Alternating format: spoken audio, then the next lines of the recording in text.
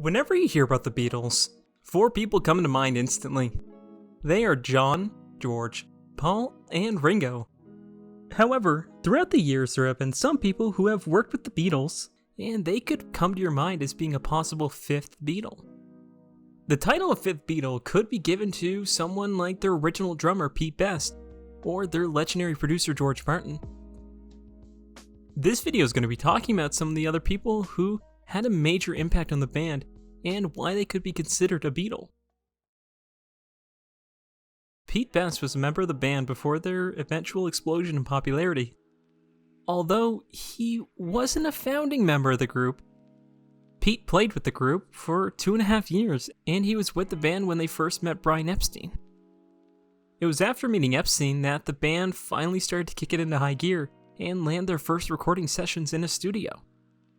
An interesting thing to note is that Best is actually on some songs present on Anthology 1, the compilation album of outtakes and performances that were never on any official records. Once a recording session was finished up, things were not looking too well for the group. There was some issues that were starting to come up surrounding Pete.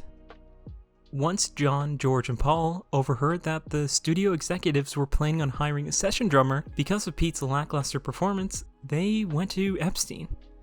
And it was here that they came to the agreement that Pete had to go, and it was going to be up to their manager to do something about that. The removal of Pete Best wasn't taken lightly at the time. Epstein determined that at the end of the day, to get the best possible quality music and to keep the rest of the group happy, a change in drummers was going to be inevitable, and then they dismissed Pete from the band. With his removal, Ringo was eventually found, and he was invited to come be the drummer for the band. Pete was with the group during the time that they were still performing in small clubs, and he was present during their first recording sessions. Although he was dismissed from the group, he was still a big player for the band during the earliest years.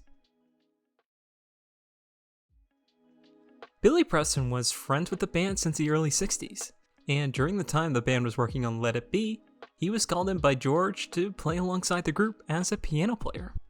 When Preston was called in, the idea for him to actually be known as the Fifth Beatle was thrown out there, but it was shot down by Paul. Preston played a fair amount of piano and organ for various songs on Let It Be and Abbey Road. Some of the songs that he contributed to were I Want You, She's So Heavy, Something, and Don't Let Me Down. He's also one of, if not the only person to receive a joint credit on a song with the Beatles, and it was on the Get Back single. Preston did a fair amount of work with the Beatles in his short time with the group. He even played alongside them during the rooftop concert. Although George was the one who invited him to play alongside the group, John was actually the one who saw him as a fifth Beatle. Billy Preston was a late game player for the band, and he was very well respected for how well he could play. Preston had ties with the band even after their breakup, and he played with some of them during their solo careers. Brian Epstein was the manager for the band until 1967. That's when he unfortunately passed away. Epstein was the one who found the group, and he never gave up on pushing for them to get as high as they could. He was fully committed to the group's public and business image, but he allowed them to have free reign in their music.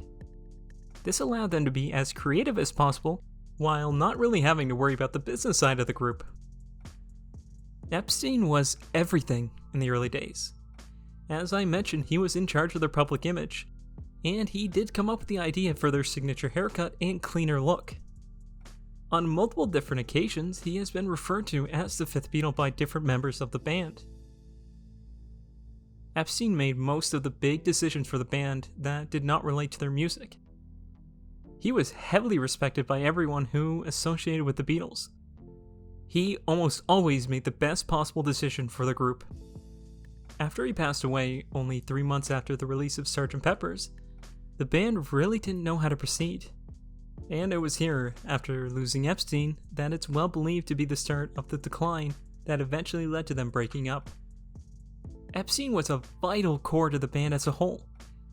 He was the man who allowed the group to become as famous and put out as much music as they did, and without him, more than likely the group never would have made it past their live shows.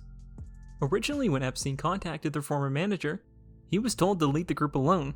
They weren't that good. He, of course, didn't listen and pushed forward and eventually became their manager. And when it came to landing their first recording contract, if Epstein didn't push as hard as he did for the group, they might have not even gotten a studio contract. They would have been out of options. So many companies in the early days denied signing on the Beatles. Epstein was a man who started their climb, and he pushed it higher than they can imagine. And without him, who knows if they would have made it off the ground. George Martin was the producer for the band. Since day one of working with the group, he was there to help them develop their music, from their simple love songs to the orchestral masterpieces in their later years.